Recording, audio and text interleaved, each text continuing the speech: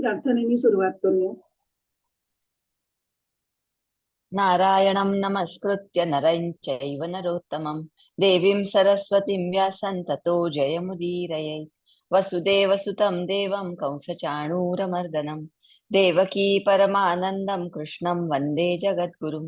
मूकं करोति वाचालं पङ्गुं लङ्घयते गिरिं यत्कृपातमहं वन्दे परमानन्दमाधवम्। हरिः ओम्। हरि ओम. आपण आज आता 8वा पुढचा महत्वाचा जो श्लोक आहे तो पण सुरू करूयात. श्लोक म्हण अश्विनी. परित्राणाय साधूनां विनाशाय च दुष्कृतां धर्म संस्थापनार्थाय संभवामि युगे युगे। राखावया जगी संता दुष्टा दूर करावया स्थापावया पुन्हा धर्म जन्मतो मी युगी युगी. पण म्हणलं तसं 7वा आणि 8वा हे 2 श्लोक खूप प्रसिद्ध आहेत. आणि आता जो आपला विषय चाललाय अवतार रहस्य, तर त्या अवतार रहस्यावर खूप एकदम हॅलोजन सारखा मोठा प्रकाश टाकणारे हे 2 श्लोक आहेत. की कधी आपण म्हटलं की आधी 6व्या श्लोकामध्ये कसा अवतार होतो हे बघितलं, कधी अवतार होतो ते आपण 7व्या श्लोकात बघितलं, आणि अवताराचं प्रयोजन काय, का अवतार होतो हे या श्लोकात बघितलं. आपण आधी आता ह्याच्यामधले पदच्छेद बघू. फारसे पदच्छेद म्हणजे संधी नाही आहेत या श्लोकामध्ये. परित्राणाय साधूनां विनाशाय च दुष्कृतां धर्म संस्थापनार्थाय संभवामि युगे युगे. एकही संधी नसलेला बऱ्याच वेळाने हा श्लोक सापडलेला आहे. आता अन्वय आणि अर्थ बघू. परित्राणाय साधूनां, सज्जनांचं संरक्षण आणि त्यांचा उद्धार करण्यासाठी. विनाशाय च दुष्कृतां, दुर्जनांचा विनाश करण्यासाठी. आणि धर्म संस्थापनार्थाय, आणि धर्माची संस्थापना करण्यासाठी. संभवामि युगे युगे, मी युगायुगांमध्ये प्रकट होतो.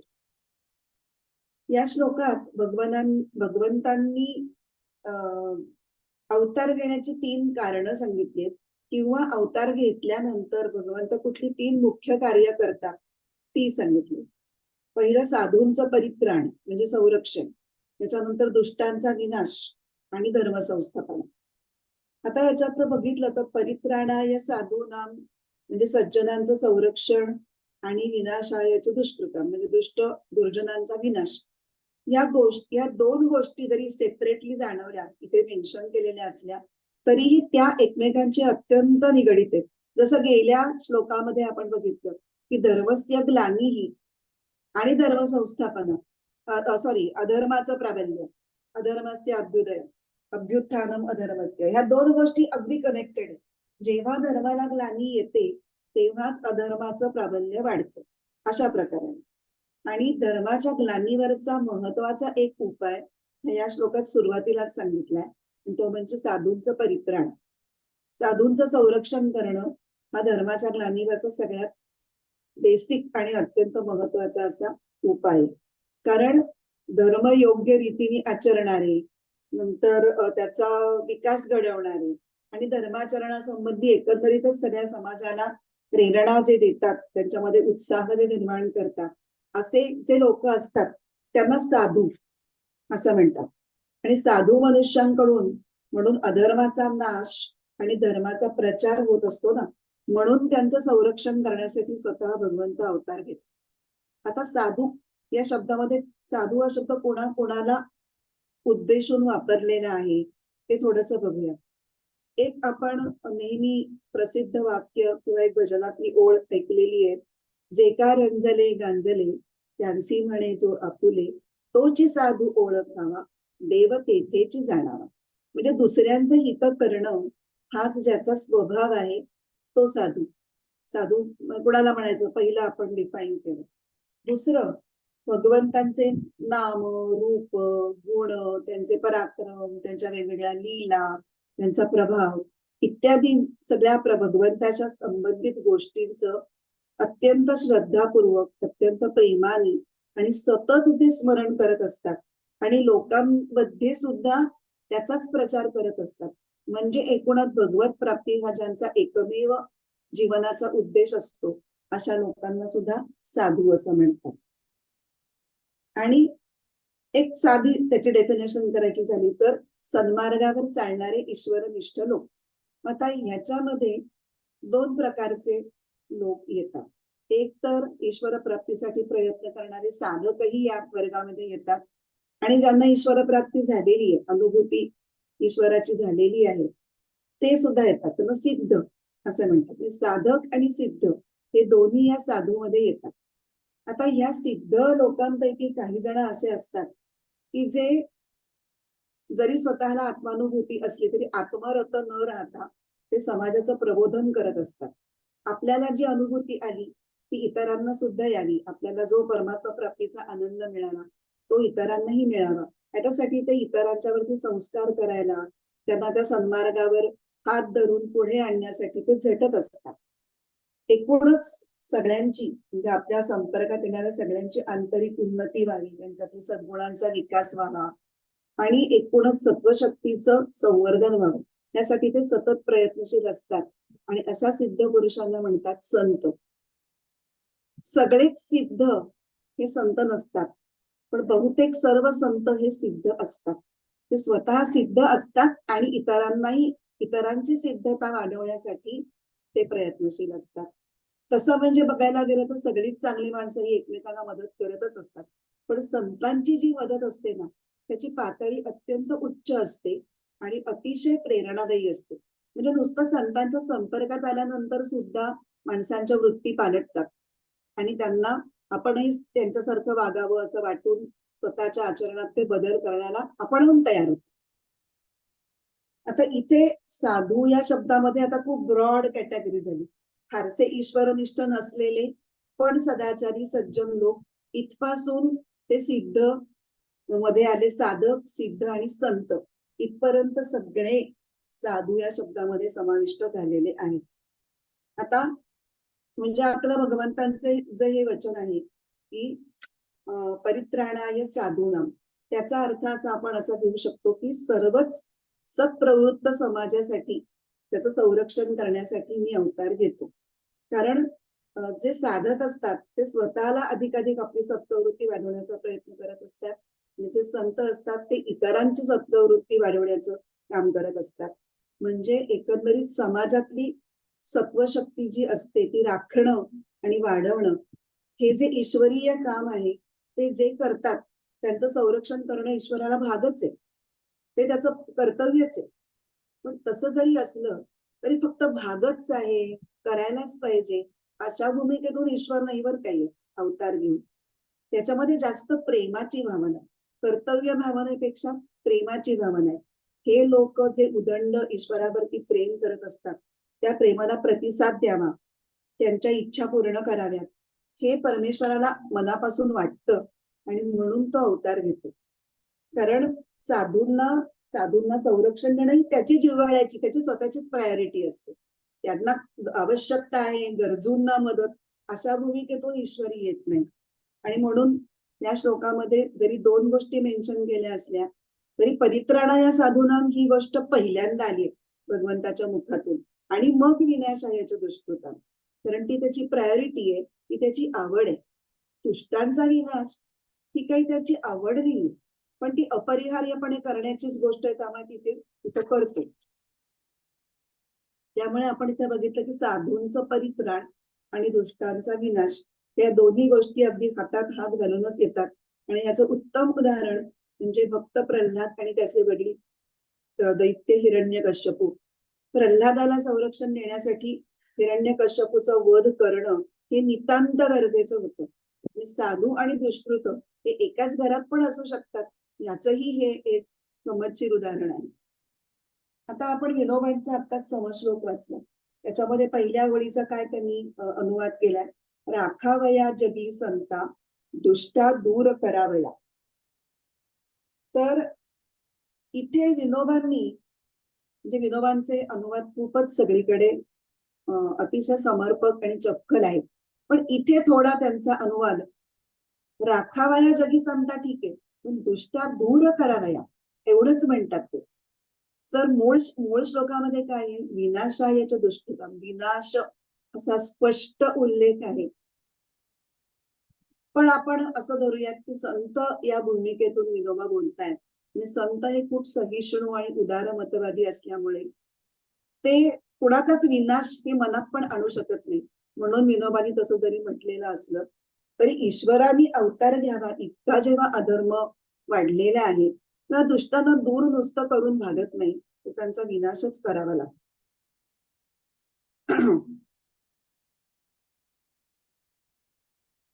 आणि याची अनेक उदाहरणं आहेत की दुष्टांच्या दुष्कर्मामुळे ईश्वराला अवतार घ्यावा लागला, तर त्यांना दूर ठेवून कसं करणार? म्हणजे हिरण्याक्ष, हिरण्यकश्यपू किंवा रावण हे लोकांना फक्त दूर करून कसं चालेल? कारण नुसतं दूर करू नये, त्याला शहाण्याला शब्दाचा मार आणि मूर्खाला टोणप्याचा मार अशी आपल्याकडे जी एक म्हण आहे, की त्यांना नुसतं शब्दांनी सांगून, सुचवून, उपदेश देऊन की ऐकणाऱ्या ती मंडळी नसतातच. की त्यांच्या ह्याच्यावर ती दृढ असतात. त्यामुळे त्यांचा विनाशच करावा लागतो. तर दुष्ट मनुष्य हा अधर्माचा प्रचार करणारा आणि धर्माचा नाश करणारा असतो. म्हणून त्याचा विनाश करायला लागतो. आणि त्याचा विनाशासाठी भगवंताला स्वतः अवतार घ्यावा लागतो. माणसं पाठवून भागत नाही. ते पण पुढे सांगणार आहे की विनाश करणं ही खास पॉवर आहे आणि ती फक्त परमेश्वराची आहे. ती इतर कोणाकडे त्यांनी दिलेली नाही. आता इथे दुष्कृत हा जो शब्द वापरलाय तो म्हणजे दुराचरण. तर कोणाकोणाला जसं आपण साधू कोणाकोणाला म्हणायचंय जसं बघितलं तसं कोणाकोणाला दुष्कृत किंवा दुराचरणी म्हणायचं. तर आपण पहिलं इकडे काय बघितलं की ज्यांना कायम परहित हे ज्यांची प्रायोरिटी आहे, दुसऱ्यांच्या हितासाठीच प्रत्येक गोष्ट करणारा साधू. आता इथे बरोबर त्याच्या उलट जे दुसऱ्याचं अहित करण्यामध्येच कायम प्रवृत्त होत असतात, या अहित झालं की त्यांना संतुष्टी येते, ते दुष्कृत. दुसरं, हे लोक नाशवान सांसारिक पदार्थांना खूप अवास्तव महत्व देत असतात. त्यामुळे ते कामनेच्या अति आहारी जातात आणि मग कामनेच्या आहारी गेल्यानंतर ही आपली कामना येन केन प्रकारेण पूर्तता त्याची व्हायला पाहिजे म्हणून कुठल्याही वाईट मार्गाचा सुद्धा अवलंब करायला ते मागे पुढे पाहत नाही. त्यामुळे खोटेपणा, कपट, बेईमानी असं सगळ्या दुर्गुण दुराचारांच्या ठिकाणी त्यांचं वास्तव्य असतं की त्याच्यामध्ये ते व्यग्र असतात. नंतर जे निरपराध आणि सद्गुणी सदाचारी अशा साधूंना साधूंना त्रास देतात, त्यांचा छळ करतात, त्यांच्यावर अत्याचार करतात, त्यांनाही दुष्कृत म्हटलेले. जसा हिरण्यकश्यपू अत्यंत भगवत भक्त असलेल्या आपल्या स्वतःच्या मुलाला सुद्धा तो त्रास देत होता. स्वतःच्या मुलाला कोणी एवढा त्रास देऊ शकतं ही कल्पना सुद्धा आपल्याला सहन होत नाही, पण ती या पुराणातल्या गोष्टीत आपल्याला पाहायला मिळते. आणि कारण का? तर भगवंत आणि वेदशास्त्र यांचा विरोध करणं हा त्यांचा स्वभाव असतो. तसा तो हिरण्यकश्यपूचा होता की कोणीही तो विष्णूचा पराकोटीचा वैरी होता आणि विष्णूचं नाव कोणी घेतलं तरी त्याचं मस्तक संतापत होतं. म्हणून अशा सगळ्यांना म्हणजे अशा आसुरी संपत्तीमध्ये अगदी बुडालेले असतात अशा वाईट आचरण करणाऱ्या माणसांसाठी दुष्कृताम हे पद वापरलेलं आहे.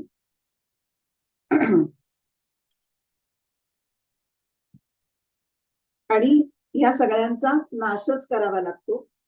विनोबा भावे म्हणतात तसं त्यांना फक्त दूर वगैरे करून असं काही सौम्य कुठलीही ऍक्शन त्यांच्यावर करून त्यांचं भागत नाही.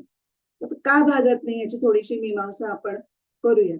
गर्ग संहितेमध्ये अश्वमेध पर्वामध्ये दुर्योधन आणि श्रीकृष्ण यांचा एक संवाद आला आणि त्याच्यामध्ये दुर्योधनाच्या तोंडी एक श्लोक आलेला आहे. आपण हा श्लोक मागे 3ऱ्या अध्यायातल्या मध्ये पण एका संदर्भामध्ये घेतलेला होता.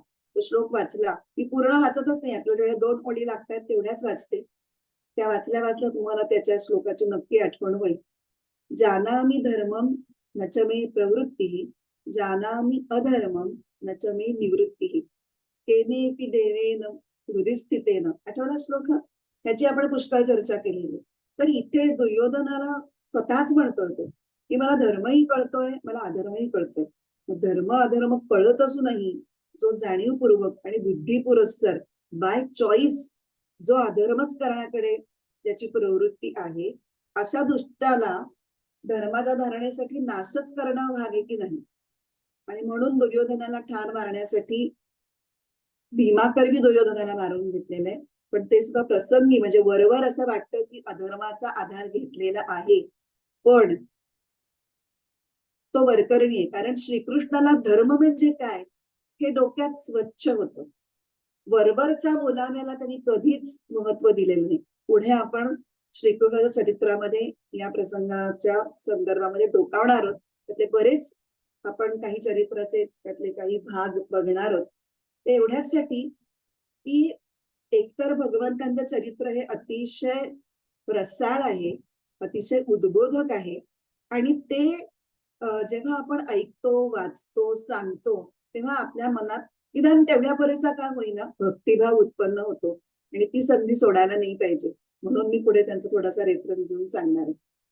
आपल्याला बाकी भीमानी दुर्योधनाला कसं मारलं ही गोष्ट माहितीये की त्याच्या मांडीवरती प्रहार करायला त्यांनी इशारा केला. कारण दुर्योधन हा अतिशय उत्तम योद्धा होता आणि बलरामाचा उत्तम शिष्य होता.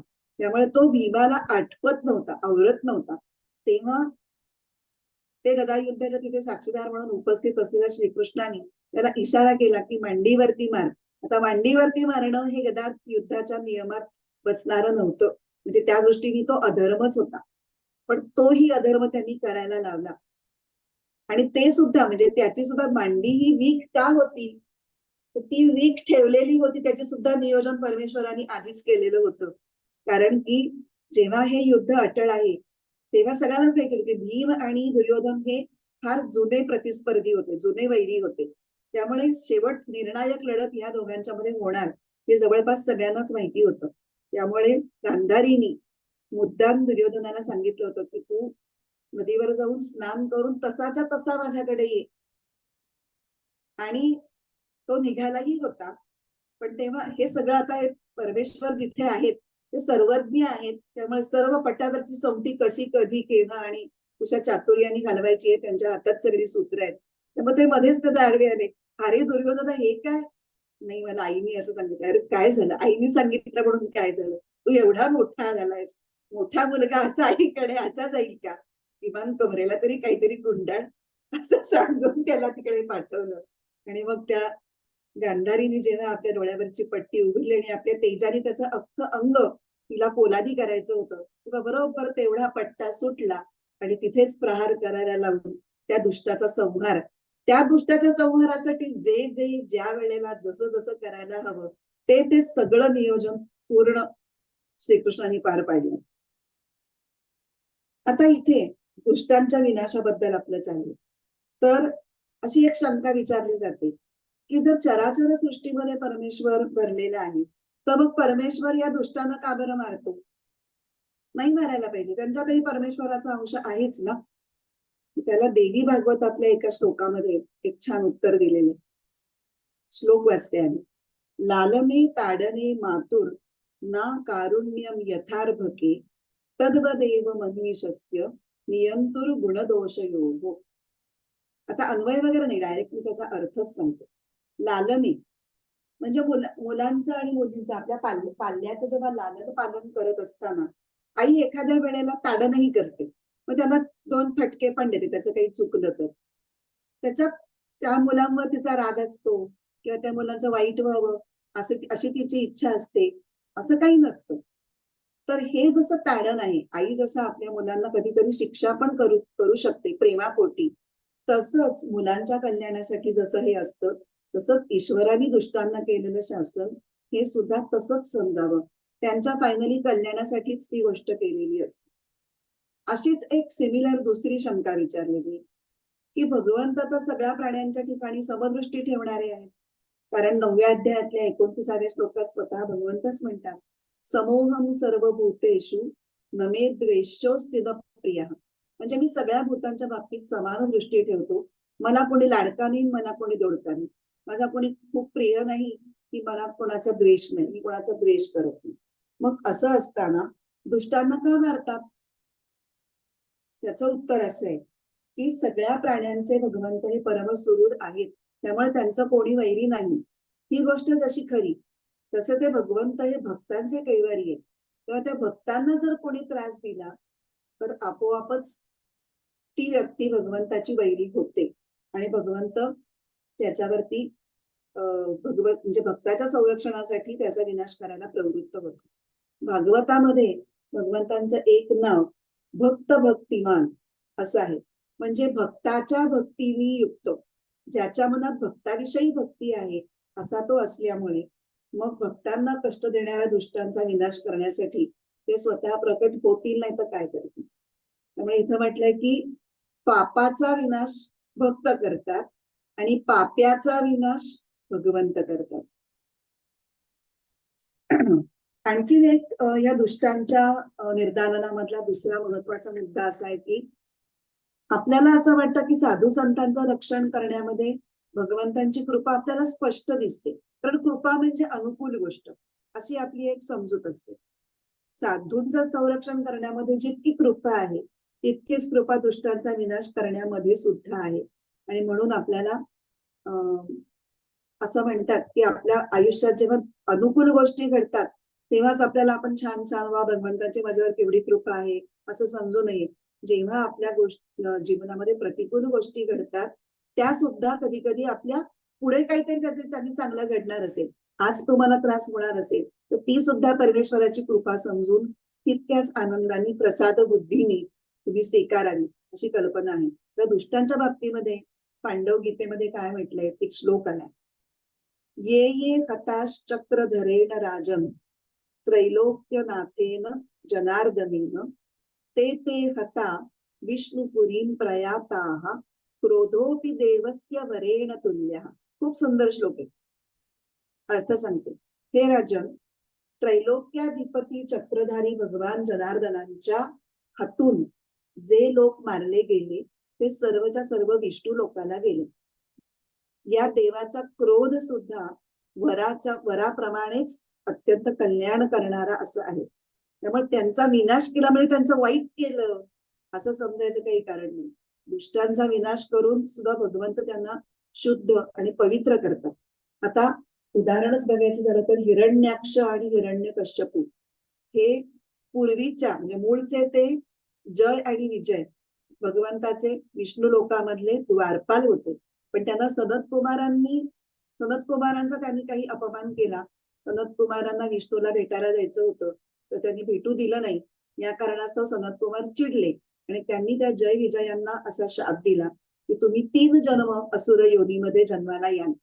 त्याच्यातलं एक हिरण्याक्ष हिरण्यकश्यपू असं त्यांचा एक जन्म होता. तर फायनली 3 जन्मानंतर 3ही जन्मामध्ये त्यांना विष्णूच्या हस्ते स्मरण आलं आणि पुन्हा त्यांची रवानगी विष्णू लोकात झाली. काय वाईट झालं त्यांचं? ती कृपाच होती भगवंताची, पण ती दिसत नाही कृपा, आपल्याला समजत नाही ती कृपा. आता अजून एक काही प्रश्न असतात की जसं म्हणलं की भगवंत हा माणसांना पाठवत नाही मारण्यासाठी, दुष्टांच्या ह्यासाठी तो स्वतः येतो असं का? खरं तर काही जे अलौकिक पुरुष असतात त्यांच्या मागे पण आपण भगवान अशी उपाधी लावतो. उदाहरणार्थ आदि शंकराचार्य, भगवान शंकराचार्य असं म्हणतात, किंवा भगवान व्यास महर्षी. मग हे जे भगवान उपाधी लावण्या इतपत जे महानुभाव असतात मग ते सुद्धा भगवंतांसारखे हे त्रिविध कार्य करू शकतात का? संतांचं म्हणजे साधू संतांचं रक्षण, दुष्टांचा विनाश आणि धर्म संस्थापना, ही 3ही कार्य ही भगवान उपाधीसाठी पात्र असणारे महापुरुष करू शकतात का? हे त्याचं उत्तर आहे नाही. दुष्टांचा विनाश करण्याची पॉवर त्यांच्यात नसते. धर्म संरक्षण ते करत असतात आपापल्या परीने. समाजामधला सात्विक प्रवाह वाढता राहावा यासाठी प्रयत्न करत असतात. म्हणजे एक परीने ते धर्म संस्थापना करण्यामध्ये आपला जो सहभाग असेल तो देतात. पण दुष्टांचा विनाश करण्यासाठी मात्र भगवंतालाच यावं लागतं. ती पॉवर ह्या महानुभावांना सुद्धा नाही. पण त्यांना कारक पुरुष असं म्हणतात. मग दुष्टांचा विनाश करण्याचं कार्य हे भगवंतांनी स्वतःकडे ठेवलेलं आहे. त्याला एक उदाहरण दिलेलं आहे की जर साधी जखम किंवा किरकोळ काहीतरी असेल तर ती मलमपट्टी कंपाऊंडर करतो. पण जर एखादं त्याच्या पलीकडे जाऊन काहीतरी एखादं ऑपरेशन करण्याची गरज असेल तर ते स्वतः सर्जनच ऑपरेशन थिएटर मध्येच ते काम करतो. तसं आहे, जेव्हा मलमपट्टीच्या पलीकडची गोष्ट असते तेव्हा स्वतः परमेश्वर येतो. कारण सगळेच दुर्जन हे संतांच्या सहवासामध्ये पण पालटत नाही आणि भगवंताच्या सहवासात सुद्धा ते पालटत नाही. त्यांचे स्वभाव, दुष्ट स्वभाव हा बदलत नाही. तर बरेच आपल्याला उदाहरण आहेत. कंस आहे, दुर्योधन आहे, शिशुपाल, जरासंध, हे सगळे भगवंताच्या सहवासात वेगवेगळ्या प्रकाराने आले होते. पण त्यांना काही सद्बुद्धी झाली नाही. त्यांना दुर्बुद्धीच, त्यांची दुर्बुद्धी शेवटपर्यंत टिकली. तर दुर्बुद्धी काय करते, दुर्बुद्धी कशाला म्हणायचं, तर कामक्रोधाच्या पगड्याखाली आणि इंद्रियांचा दास बनून विषयांशी जी सतत आसक्त राहते ती दुर्बुद्धी, आणि परमात्म्याकडे जी झेपावते ती सद्बुद्धी. तर भगवंताच्या सहवासात सुद्धा येऊन सुद्धा जर हे दुरात्मे पाळले नाही, तर त्यांना मारण्याशिवाय दुसरं काहीच करू शकत नाही. त्यामुळे विनोबांचं जे आहे की राखी दुष्टा दूर करावया, हे तेवढंच समर्पक होत नाही. आणि माऊली, ज्ञानेश्वर माऊली सुद्धा संत हृदयाचे आणि अत्यंत मृदू हृदयाचेच आहेत. पण ते सुद्धा या बाबतीत काय म्हणतात, आपण ज्ञानेश्वरीतल्या बाकीच्या ओव्या नंतर वाचू, पण ही एक ओवी आपण इथे घेऊ, त्याच्या दृष्टीने आपल्याला पुढे कृष्णाचं चरित्र थोडंसं बघायचंय. दैत्यांची कुळे नाशी, साधूंचा मानू विवशी, धर्मासी नीतीशी शेज भरी. 53वी ओवी आहे. त्याच्यात काय म्हटलंय की परमेश्वर अवतार घेऊन काय करतात, तर दैत्यांची कुळाच्या कुळ त्याचा संहार करतात. कशासाठी? साधूंचा मान परत मिळवून देण्यासाठी. आणि धर्मासी नीतीशी शेज भरी, म्हणजे धर्माचं नीतीशी लग्न लावून देतो. ते धर्म आणि नीती यांची जी फारकत झालेली असते त्या दोघांना परत एकमेकांच्या जवळ आणतो, असा या ओवीचा अर्थ.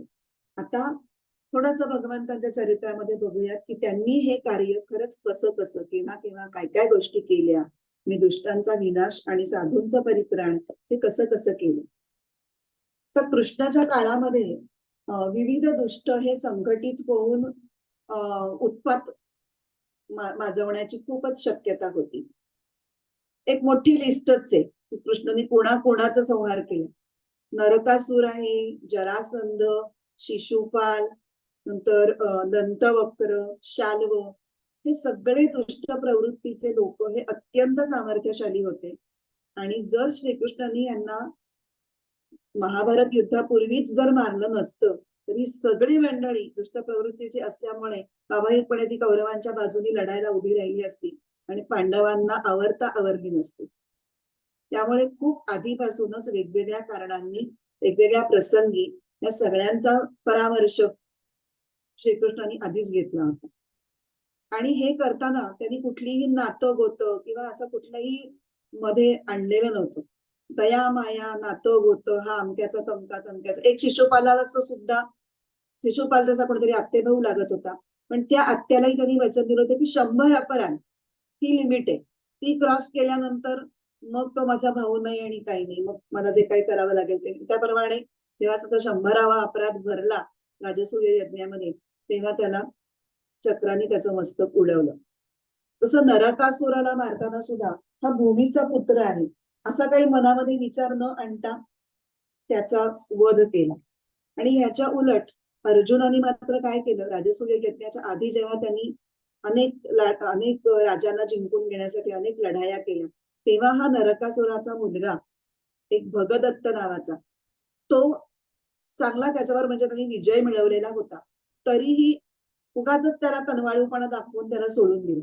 आणि मग ते नंतर कसा त्रास झाला, तो भगदत्त अर्थातच कौरवांच्या बाजूने लढायला आला. मग तो आसामचा राजा होता, त्यामुळे त्याच्याकडे प्रचंड गजसैन्य होतं, त्याचं भलं मोठं गजदल होतं. आणि त्याच्या निशी तो उतरल्यानंतर जवळपास 3 दिवस महाभारतातल्या युद्धामध्ये त्यांनी पांडवांना अत्यंत ताप दिला. तो आवरत नव्हता पांडवांच्या सैन्याला. आणि तो नरकासुराचा पुत्र असल्यामुळे नरकासुराकडून त्याला नारायणास्त्र पण मिळालेलं होतं.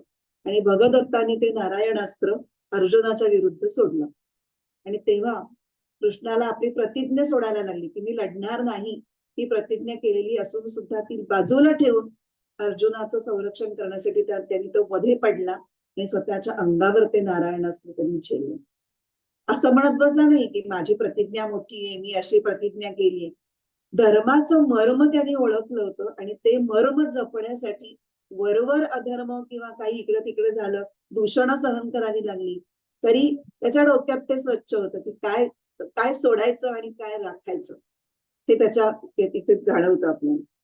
दुसरं, जरासंधाचा कृष्णाने भीमाकडून वध करून घेतला.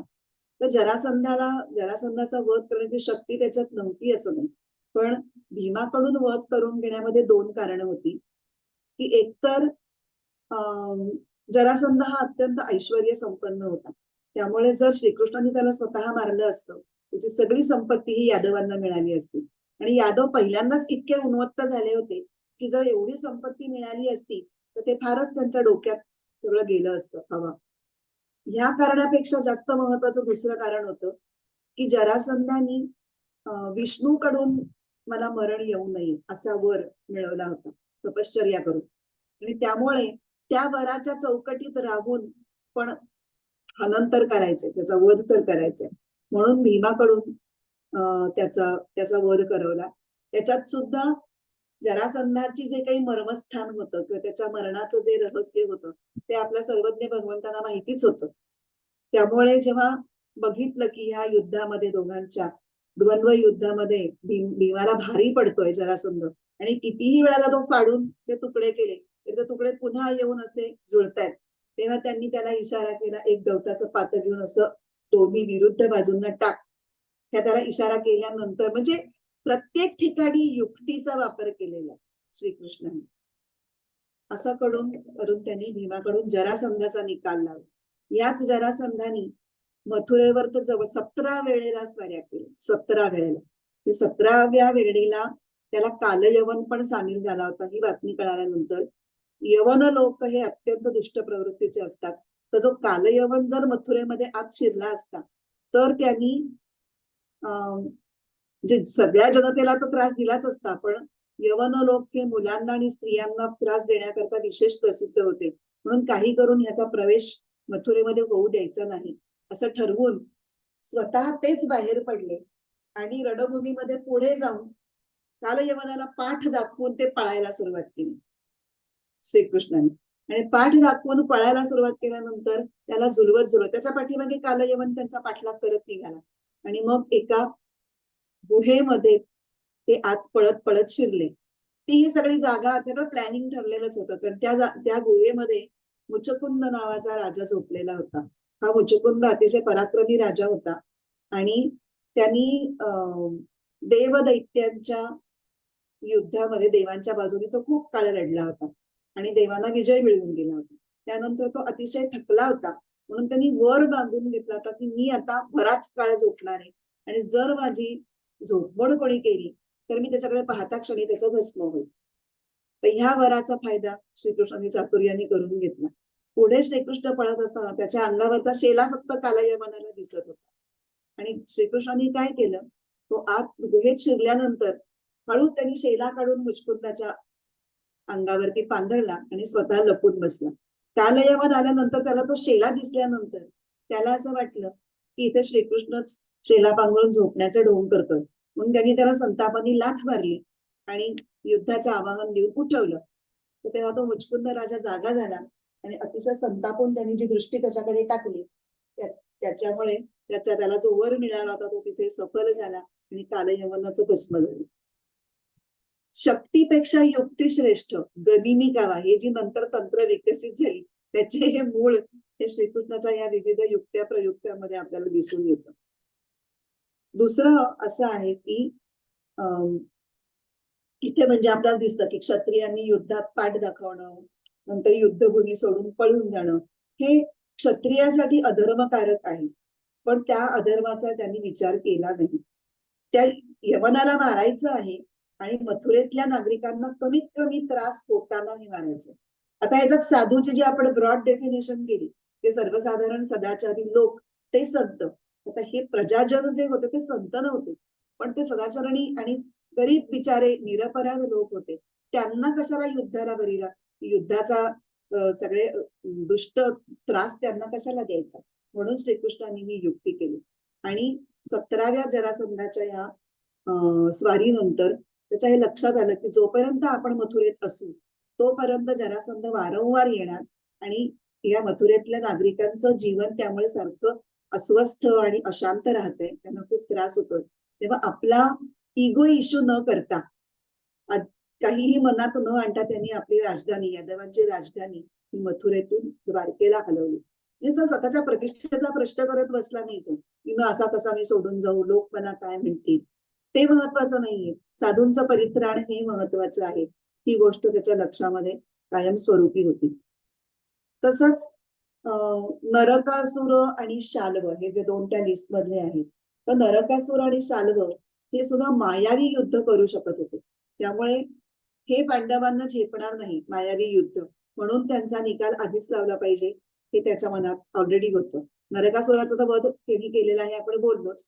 शाल्व हा शिशुपालाचा खूप प्रिय मित्र होता आणि शिशुपालाचा जेव्हा वध केला तेव्हा चिडून जाऊन त्यांनी तो कृष्णावर चालून गेला. कृष्णाच्या हस्ते त्याचा वध झाला म्हणून. आणि बराच काळ श्रीकृष्णाचा या शाल्वाशी लढण्यामध्ये गेला. आणि जेव्हा शाल्वाला निष्प्रभ करण्यात किंवा शाल्वाला मारण्यामध्ये श्रीकृष्ण गुंतलेला होता, तेव्हा इकडे पांडवांचं काय चाललं होतं? ते द्यूताचं निमंत्रण स्वीकारणं, मग द्यूताला जाणं, त्यात भरणं, पत्नीला, भावांना, सगळ्यांना युधिष्ठिरांनी पणाला लावणं, द्रौपदी वस्त्रहरण, असे सगळे दिव्य मूर्खपणे पांडवांच्या हातून झाले आणि पांडव पुन्हा वनवासात आले.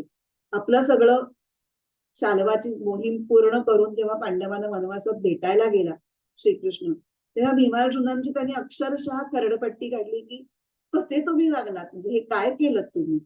मग तेव्हा ते म्हणले की अरे तू आमच्या जागी असतास तर मग काय केलं असतंस तू. तो म्हणला हा प्रश्नच उद्भवत नाही.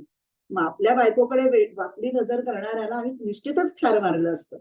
आणि कसलं द्यूताचं निमंत्रण स्वीकारण्यामध्ये क्षत्रियाचा अधर्म वगैरे, हे कुठल्या धर्म अधर्माच्या गोष्टी. म्हणजे वर वर दिसणारा धर्म हा खरंच धर्म आहे का, किंवा वर वर दिसणारा अधर्म हा खरंच अधर्म आहे का, याचं भान त्याचं स्वतःचं कधी सुटलं नाही. त्यांनी प्रचंड दूषणं दिली.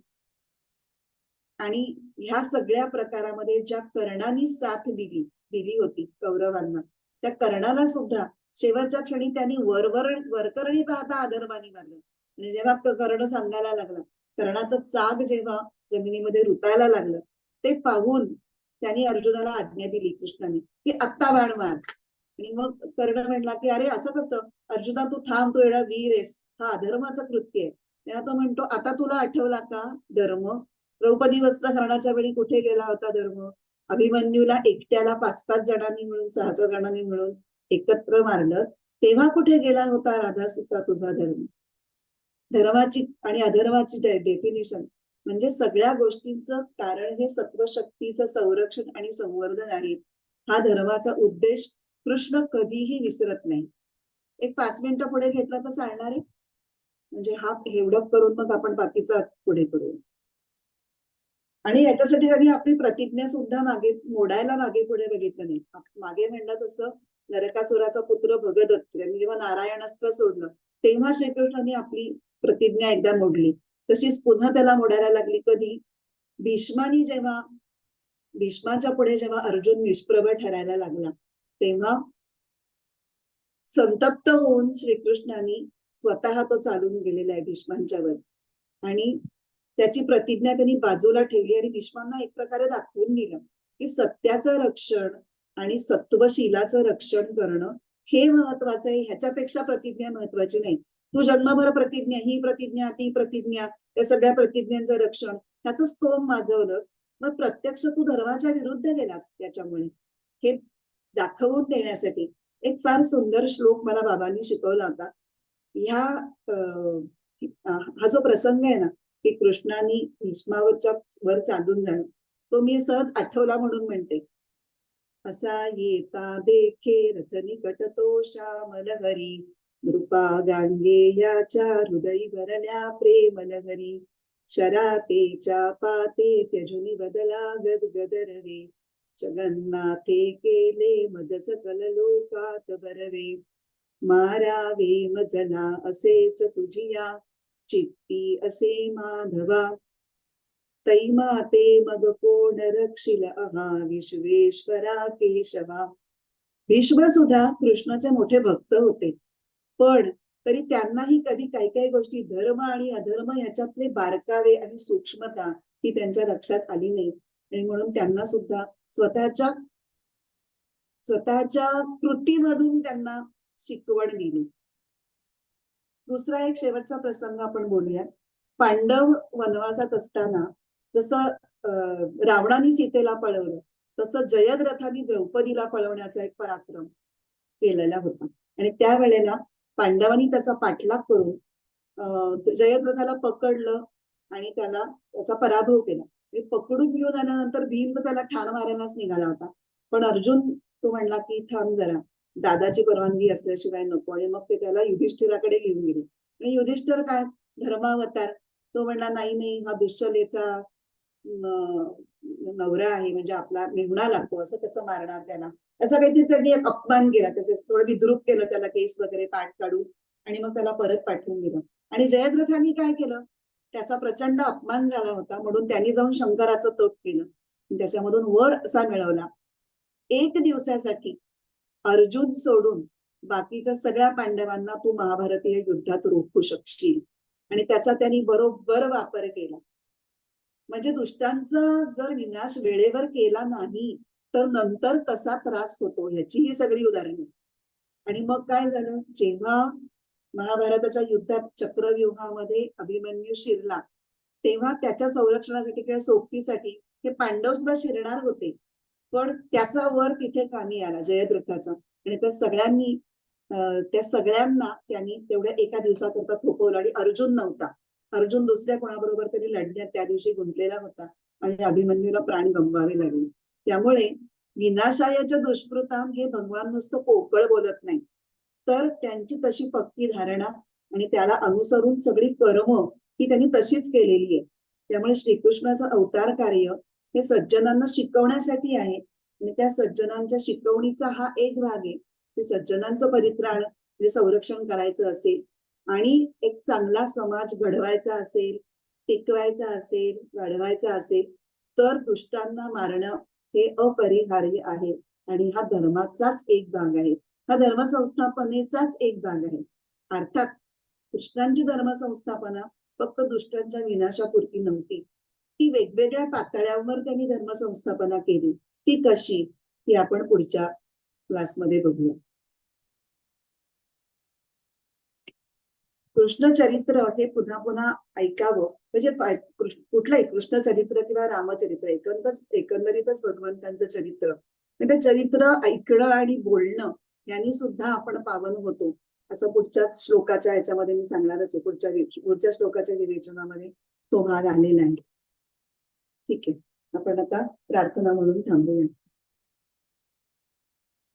ओम पूर्णमद पूर्णमिदं पूर्णात् पूर्णमुदच्यते पूर्णस्य पूर्णमादाय पूर्णमेवावशिष्यते. ओम शांति शांति शांति. हरिः ओम. श्री गुरुभ्यो नमः. हरिः ओम.